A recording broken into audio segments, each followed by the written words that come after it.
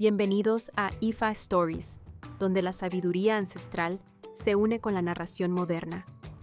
Adéntrate en el mundo sagrado de Ifa, el sistema espiritual yoruba, donde cada historia encierra el poder de la adivinación, el destino y un profundo conocimiento cultural. Acompáñanos mientras desvelamos los misterios de los orishas, las fuerzas divinas que guían nuestro camino, Orunmila, los irunmoles y muchos más. Cada historia es un puente entre el pasado y el presente, tejiendo lecciones atemporales que inspiran, iluminan y transforman. Abraza la sabiduría, honra la tradición y embárcate con nosotros en el corazón de Ifa. Suscríbete ahora y deja que las historias te guíen. Para explorar historias yoruba completas, enseñanzas de Ifa y sabiduría ancestral, visita nuestro sitio web www.ifastories.com. Da un paso en el camino sagrado para acceder a más recursos e información. Actividades de Semeji. En el cielo. Originalmente, él era uno de los 4 apóstoles más antiguos de Runmila, razón por la cual se le llama Arugbo Ifa, el apóstol viejo de Runmila. Sin embargo, era muy poderoso y engañoso. Por ejemplo, sus padres solían dejarle a cargo de sus hermanos y hermanas menores, cada vez que salían al campo o al mercado. No obstante, él tenía la costumbre de incitar a los niños a pelear entre sí, y solían terminar con varias heridas en el proceso. Una vez, cuando le dejaron al cuidado de sus 2 hermanos menores, Olugbodo, Akobie y Fefe, Eojo, incitó a Fefe, el más pequeño, contra Olugbodo y comenzaron a pelear. En medio de la pelea, Fefe utilizó un garrote para golpear las piernas de Olugbodo, quien quedó inválido y por eso no tiene piernas para caminar. Desde entonces, se convirtió en la divinidad de los niños y ha sido servido por niños pequeños hasta hoy en día. Por su parte, Semeji nunca hacía el bien, y cuando creció y se hizo adulto, solo era famoso por organizar peleas en las 4 esquinas del cielo. Todos le temían. Su nombre era Ahakadi. Sus padres, preocupados porque solo viviría para causar daño, le aconsejaron que fuera a consultar a un adivinador. Así fue como acudió a ver a un viejo babalawo, quien le recomendó que hiciera un ebo, sacrificio, con un chivo pequeño y la columna vertebral de una serpiente para Esú, un chivo para su cabeza y un carnero para Ifá, el cual debía ser sacrificado antes de ofrecerlo. Su cabeza debía ser lavada con la cabeza del carnero, junto con 201 hojas sagradas.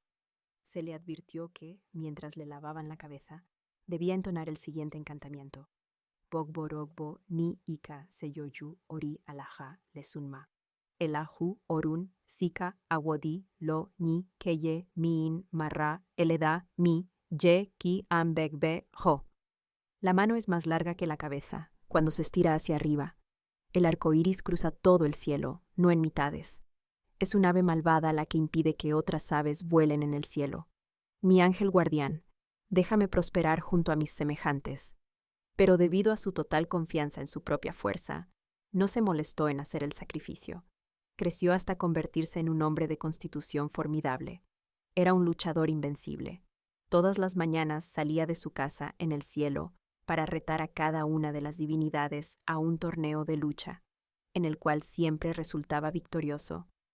Por eso se le había indicado que agregara la columna vertebral de una serpiente al sacrificio para Esú, con el fin de suavizar su fuerza. Esta también es la razón por la cual los hijos de Semeji tienen prohibido comer carne de serpiente.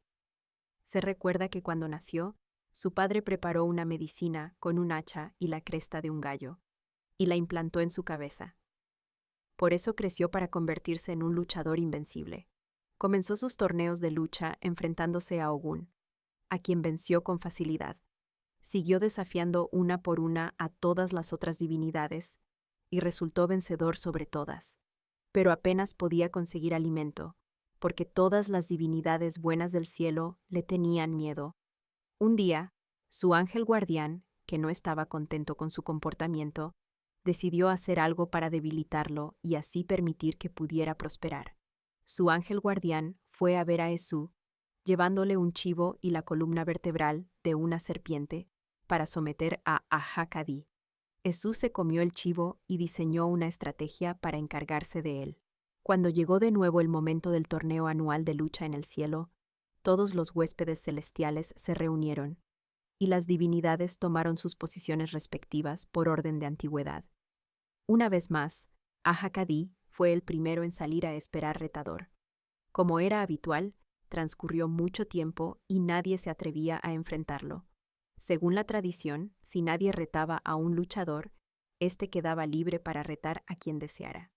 Él apuntó en dirección al lugar de Gun, la divinidad de la guerra, la más antigua y fuerte de todas las divinidades. Gun estaba sentado, y Aja-Kadí lo retó para el duelo de apertura. Gun no tuvo otra opción que aceptar el reto. Tan pronto como salió a la arena, Aja-Kadí comenzó el combate. Rápidamente levantó a Gun en el aire con toda su fuerza, pero cuando lo soltó para que cayera al suelo, Esú lo miró fijamente con su misteriosa mirada, y milagrosamente Aja-Kadí cayó al suelo antes que Gun. Incluso Gun no entendía cómo había ocurrido que su retador había sido el primero en caer.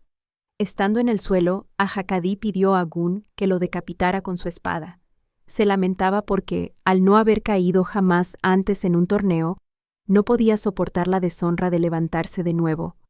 Cuando Gun sacaba su espada para decapitarlo, Esú intervino y declaró que si alguien se atrevía a decapitar a Aja-Kadí, habría un cataclismo y un luto eterno en todo el cielo.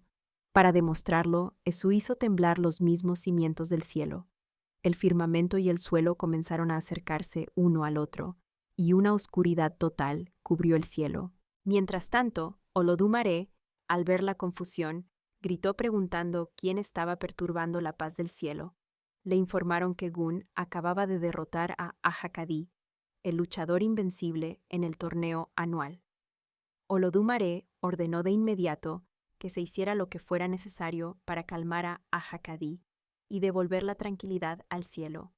Una vez más, Esú intervino y anunció que estaba prohibido que Aja-Kadí tocara el suelo, y que para apaciguar el lugar donde había caído, se debían entregar las siguientes proporciones: 200 hombres, 200 mujeres, 200 vacas, 200 chivos, 200 carneros, 200 perros, 200 sacos de dinero y 200 de cada objeto de riqueza.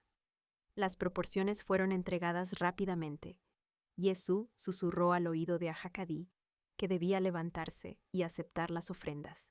Tan pronto se puso de pie, el suelo y el firmamento regresaron a sus lugares. La luz volvió y la calma regresó a los 4 confines del cielo. Al partir hacia su hogar con su recién adquirida riqueza, ofreció un chivo vigoroso a Esú en agradecimiento por haber acudido en su ayuda. También le dio la vaca más grande, el chivo y el carnero más grandes a su ángel guardián. Fue en ese momento que Semejí comprendió que sus días de luchador en el cielo habían terminado, y que era tiempo de mudarse a la tierra. Sin embargo, juró que mientras estuviera en la tierra, continuaría con sus torneos de lucha.